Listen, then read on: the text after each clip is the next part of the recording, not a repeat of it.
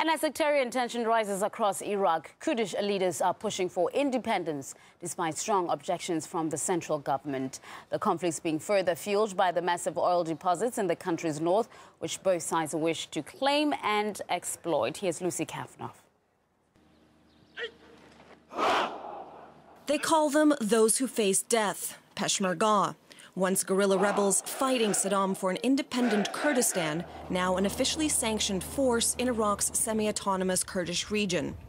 The Peshmerga and the Iraqi troops are supposed to be on the same side. After all, they're citizens of one country. But for more than a year now, here in northern Iraq, the two armies have been pitted against each other, their weapons locked and loaded.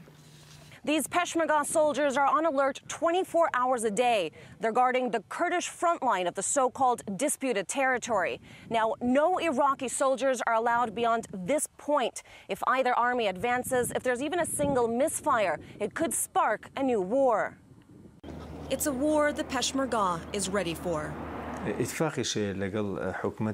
We have enough forces in place and enough firepower for the Peshmerga to defend against any surprises. If we're attacked, of course, we will retaliate.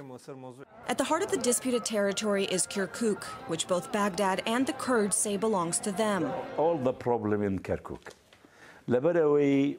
It's like a small version of Iraq, with Sunni, Shia, Christians, Arabs and Kurds. It's disputed because all the sects are here. But of course, the other reason is Kirkuk's oil.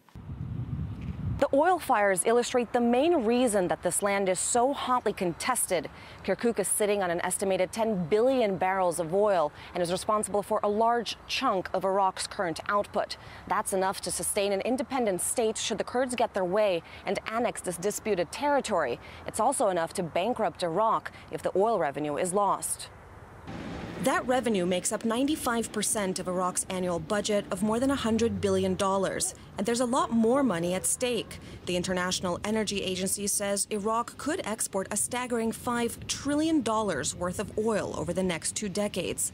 The Kurds and the central government are supposed to share these profits, but they haven't been able to sort out how. The oil and gas, it is all Iraqi people revenue by constitution. But till now, there is no real, soft, and acceptable understanding between all Iraqis on the revenue sharing. This is the key problem. Oil has transformed Kurdistan into a boomtown. In the capital of Erbil, construction projects dot the landscape. There are luxury malls, and foreign investors are flocking here. The region looks and feels like a different country, and for the Kurds, that may be the ultimate goal. But for now, this is one Iraq divided into two. We have face-off between Iraqi military and Kurdistan military. And when you have a situation like this, it causes tension. And if something goes wrong, it can lead to actual fight between the two sides. Blood for oil. It's a scenario that no one in Iraq wants to see, but the armies remain in place, each side carefully watching the other.